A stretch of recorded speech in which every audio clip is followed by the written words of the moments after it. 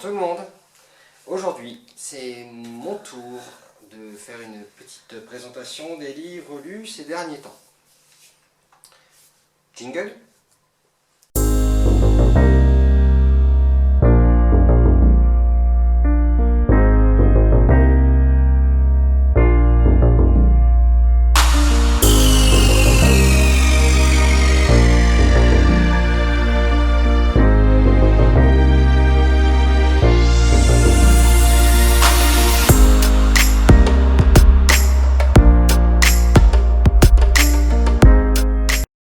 Et hop, voilà, on est de retour. Alors aujourd'hui, on va encore parler beaucoup de BD, pour pas changer.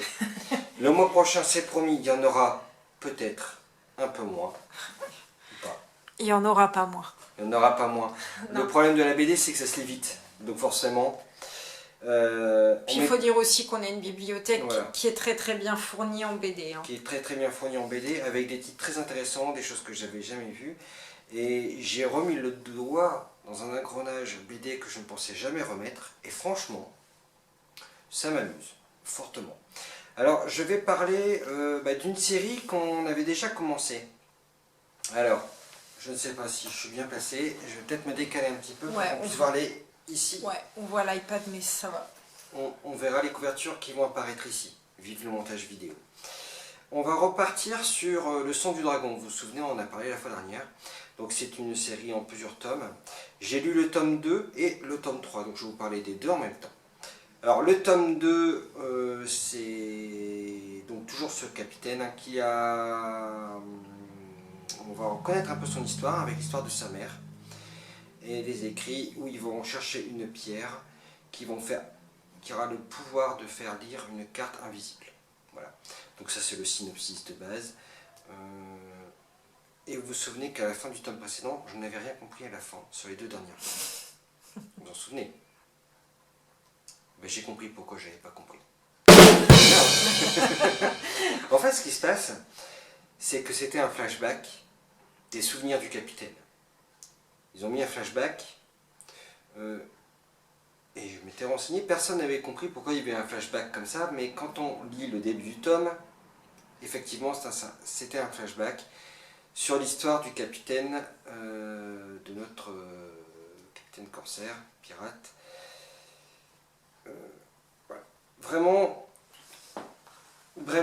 je suis toujours aussi amoureux de cette série après le tome 2 et le tome 3 dont je vais parler tout de suite, qui se lit très vite dans la foulée, où il retrouve donc un talisman et où il va faire la connaissance, enfin il va à la recherche de ses origines, donc de son père.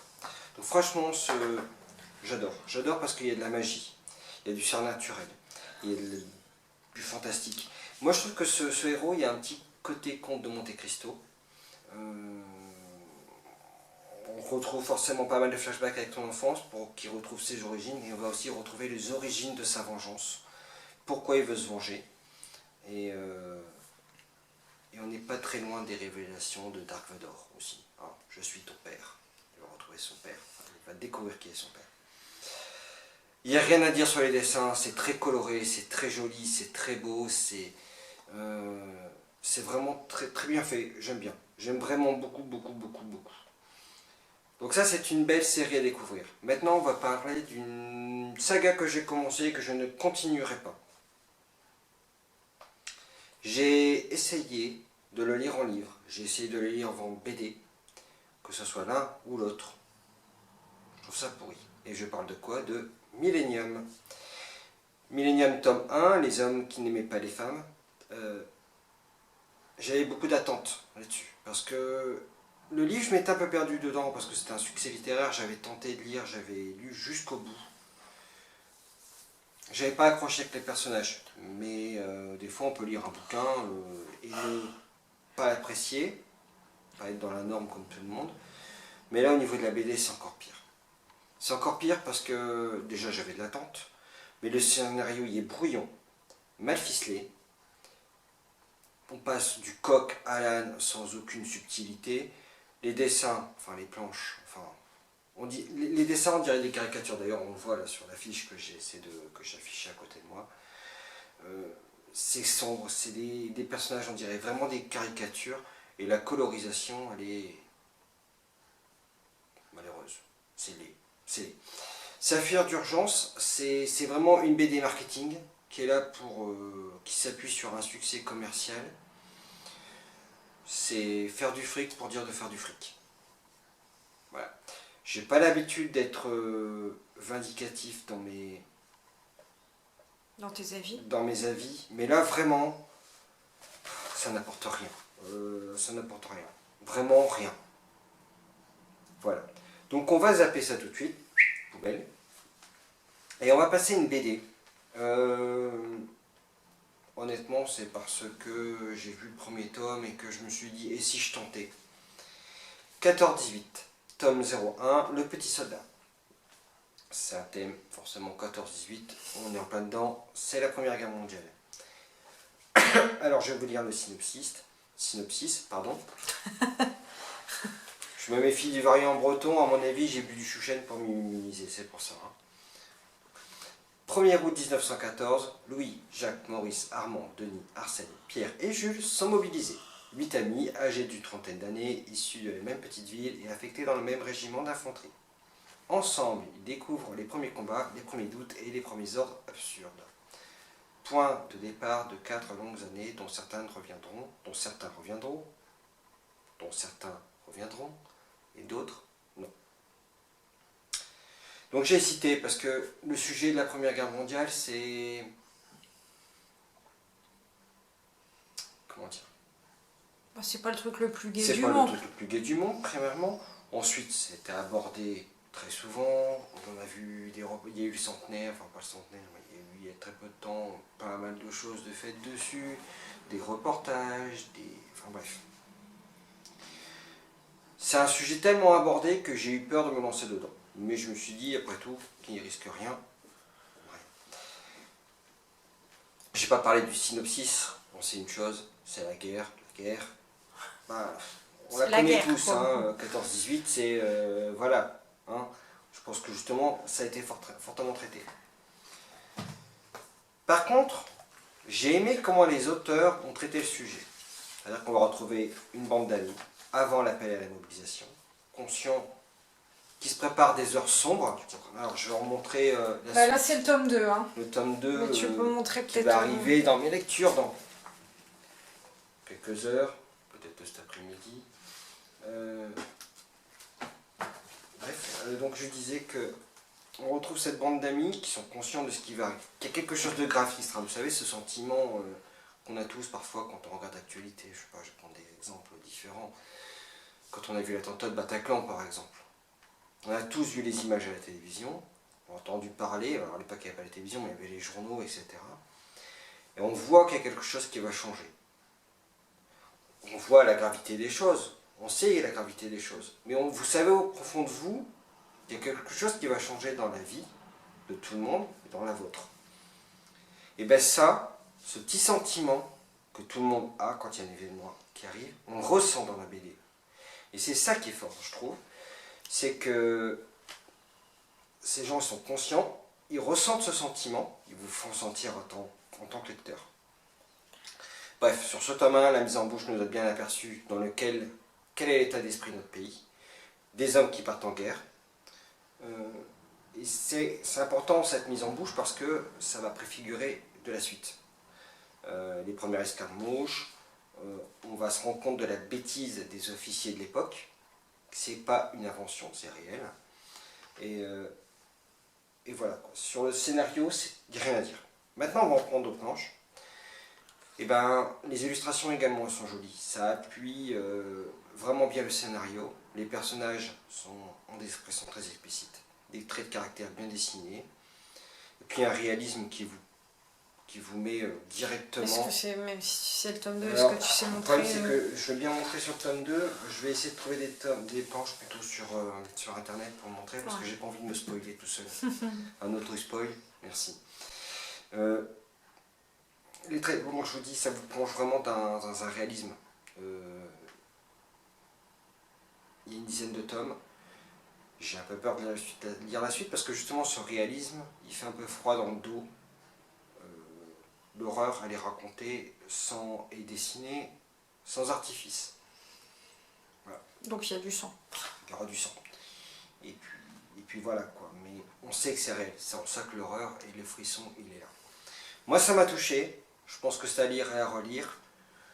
C'est classé en bande dessinée adulte. Mais je pense que...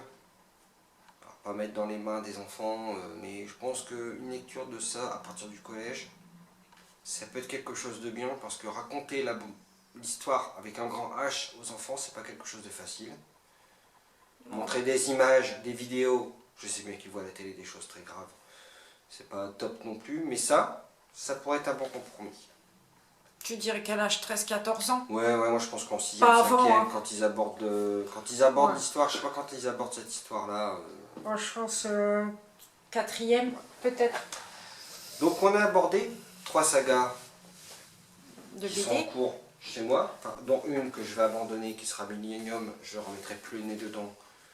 De toute façon, je pense que, à part les premiers tomes qui ont été écrits par leur auteur original, Par Stieg Larsson, oui. voilà, qui sont des succès littéraires, je ne suis pas certain que la suite qui a été reprise par d'autres soit bonne. Maintenant, je vais vous parler d'un livre. J'ai un peu honte d'en parler. C'est de ma faute. J'espère que l'auteur ne va pas regarder, parce que le jour où je vais la revoir dans un salon du livre et qu'elle me repère, surtout que j'ai déjà taquiné plusieurs fois, et je pense qu'elle a une bonne mémoire, je pense qu'elle aura droit de me courir après avec un fouet que je laisserai faire. Je vais parler de ça, Sophie Jomon. Alors pourquoi j'ai honte? Parce que c'est une personne qu'on a rencontrée déjà plusieurs fois à des salons du livre. En plus, c'est un livre qu'elle a dédicacé. Alors si on voit la date, la dédicacée en 2012. Donc on est en 2021, j'ai mis 2 ans à le lire. Et en plus, c'est parce qu'on a déménagé et que j'ai retrouvé le livre dans les cartons, mais je crois que sinon, il aurait encore pu y rester 10 ans. Donc j'ai honte. J'ai honte.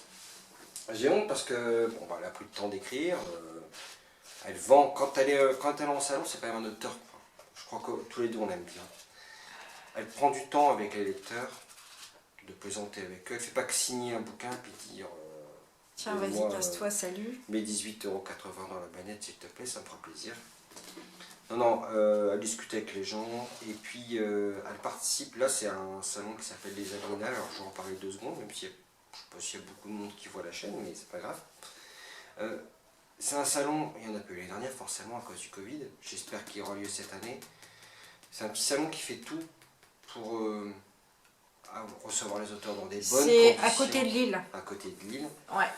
Et ils reçoivent les auteurs dans les bonnes conditions, les meilleures possibles. Enfin, ils font tout pour qu'il y ait une certaine proximité dans une ambiance chaleureuse.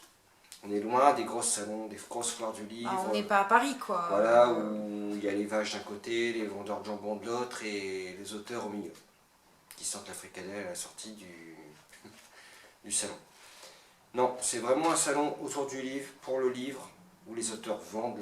Quand je dis vendent, c'est expliquent ce qu'ils font. Bah, il y a une librairie qui est là, on peut acheter des bouquins sur place, mais après vous les dédicaces. Bon, vous avez certains auteurs ou autrices, il faut faire la queue, quoi. Voilà, mais ce que je veux dire quand ils vendent leur livre, c'est que ils expliquent le temps de raconter l'histoire et comment ils voient les choses. Et ça, c'est agréable. C'est une façon de rencontrer les auteurs très sympathique. On est 2 dans cette maison à avoir lu ce livre. Moi, il y a quelques semaines, ma femme, il y a quelques années. On a 2 avis très différents. Moi, j'adorais. J'ai détesté. Et ma femme a détesté. Et pourtant, Sophie Jomon est une de mes autrices préférées. Alors moi, je vais quand même vous lire le synopsis, puisque je l'ai en face des yeux. J'y vais tout de suite. S'il y a bien un truc qui m'agace, ce sont les romans à l'eau de rose, sauce vampire. Mais qu'ont-elles à la fin ces amoureuses de Dracula d'opérette? Ça tourne vraiment par rond chez elles et ça commence à bien faire. Il est grand temps de rétablir la vérité. Les vampires n'existent pas. Comment ça? Et s'ils existent? Eh bien, s'ils existent, je vais m'occuper de leur refaire leur portrait, ça changera. Je vais jeter un pamphlet sur mon blog, un pamphlet contre les vampires. Et si, par le plus grand des hasards, un certain Hugo Rivoire, un garçon aussi mignon qu'effrayant, décide de me faire fermer mon clapet, il trouvera à qui parler, parfaitement. Sauf que mon petit doigt me dit que je risque de le regretter. Alors maintenant, qu'est-ce que j'ai écrit dans mon blog dessus? Mis à part que c'est honteux, que j'ai attendu 9 ans pour le lire, malgré le fait qu'elle m'ait dédicacé quelque chose très gentiment, avec des petits dessins. Moi, ce que j'ai aimé d'abord, c'est le personnage. La jeune fille, Satine, une ado de 17 ans, qui passe son temps à se moquer des midinettes de son âge, qui ne font que penser aux vampires. Alors à l'époque, quand on a écrit ça, on était, souvenez-vous, en pleine période Twilight, où on avait toutes les jeunes filles qui regardaient, qui allaient au cinéma, crier après Édouard, Édouard, oh, mon bel Édouard, n'est-ce pas? Et c'est le point fort de ce livre, Satine. Une jeune fille impertinente, qui dit tout haut ce que d'autres pensent tout bas, qui n'est pas capable de fermer son clapet, et bien évidemment ça la met dans des situations inconfortables. Je vais pondérer un petit peu, c'est dommage que Satine devienne la propre caricature de ce qu'elle déteste, puisqu'évidemment elle va rencontrer des vampires. Mais en même temps, je ne suis pas auteur, je ne suis pas là pour décider de ce que Sophie Jomain, dans quel sens, quel que soit l'auteur, dans quel sens ça a fait tourner son histoire, donc ça, voilà. Maintenant, on va parler de l'auteur, pourquoi j'adore ce livre, parce que déjà, il y a le personnage, et ensuite, l'écriture. C'est pas la première fois que je constate, Sophie Jomain, j'aime bien sa plume. Elle fait partie de ceux et celles qui arrivent à me faire rire dans une lecture, à me faire pleurer si elle a une écriture rythmée. Il n'y a jamais de longueur dans ses écrits, et là, ça en fait partie. Bon bref, c'est vraiment un bon moment de lecture. C'est vraiment sympathique. Voilà. C'est pas le roman de l'année, mais c'est vraiment une bonne lecture. Si je peux recommander d'autres livres de Sophie Jomain, il y a la saga Felicity Hadcock avec Stan et je ne sais plus qui. D'ailleurs, il y a un personnage, si vous avez vu la série télé Lucifer, il y a un personnage dans, c'est Stan je crois d'ailleurs, qui a un peu les mêmes traits de caractère de Lucifer dans la saga Felicity Hadcock. Et les anges mordent aussi. Il y a les anges mordent aussi. Bah c'est ça, ouais. C'est dans cette saga-là, c'est le titre d'un des tomes, il y en a 5 ou 6. Il y a un livre d'elle qui m'a fait pleurer, toi tu l'as pas lu, mais j'ai chialé tout le long du bouquin, c'est Quand la nuit devient jour. C'est pour ça que je l'ai pas lu. C'est sur la dépression et le suicide assisté. C'est gay. Et il y avait aussi Et tu entendras le bruit de l'eau. Un truc comme ça, qui était bien aussi. Et Les étoiles de noces Ed, je ne peux pas en parler, je n'ai pas lu. Mais il paraît que ça se passe en Écosse, donc moi si on me parle d'Écosse, ouais, je réponds présente. Mais c'est vraiment une autrice, une des autrices de ces dernières années et qui est fidèle avec celle que tu connais un petit peu. Avec Georgia Caldera. Georgia Caldera, c'est pareil, c'est un peu comme Sophie Jomain, mais plus quand même, parce que elle est très dans le fantastique. Et c'est une autrice qui va plus dans la longueur. C'est-à-dire que quand elle fait de la description, on n'est pas très loin. Si vous avez lu Les Larmes Rouges, par exemple... On n'est pas très loin de Victor Hugo ou des choses comme ça, des auteurs comme ça qui savent vous décrire. Elle s'influence plus vers Alan Poe, des choses comme ça. Quoi, Quand elle part dans la description... Mais c'est pas ennuyeux. Mais c'est pas ennuyeux, bizarrement. Voilà, c'est bien écrit, donc forcément on s'ennuie pas. Mais c'est toujours un peu plus long au niveau des rebondissements. Tandis que Sophie Jomain, c'est plus de l'écriture... à l'essentiel. À l'essentiel, c'est un trait. Oui, forcément elle se relie. Il y a toujours aussi beaucoup de dialogue dans ses livres. Forcément elle se relie, mais je pense qu'à part corriger ses fautes d'orthographe, je ne sais pas si elle change beaucoup de choses dans ses relectures. Mais il n'y a jamais vraiment de longueur. Ces dialogues c'est le dialogue dans ces livres que j'aime beaucoup. C'est très punchy. Ils sont punchy, Et puis, c'est toujours un dialogue contemporain. Donc, on va retrouver, là c'est un livre qui date d'une dizaine d'années, on va retrouver le vocabulaire d'il y a 10 ans. Je ne sais pas si dans ses derniers écrits c'est pareil, mais voilà, voilà. Moi j'en ai terminé pour mon petit tour d'horizon, j'ai pas mal de choses sur le feu en ce moment, des BD, des livres, donc qui viendront le mois prochain. J'espère que si vous avez des questions, des commentaires, des partages à faire sur des références dont j'ai parlé là à l'instant, vous posez les questions, on vous répondra dans les commentaires. Je pense que cette vidéo va s'arrêter là, j'espère que ça vous aura plu. Mettez des petits pouces bleus. Abonnez-vous. Des petits cœurs, des petits likes, tout ce que vous voulez. Abonnez-vous et on vous dit à bientôt. Bye bye, tout le monde.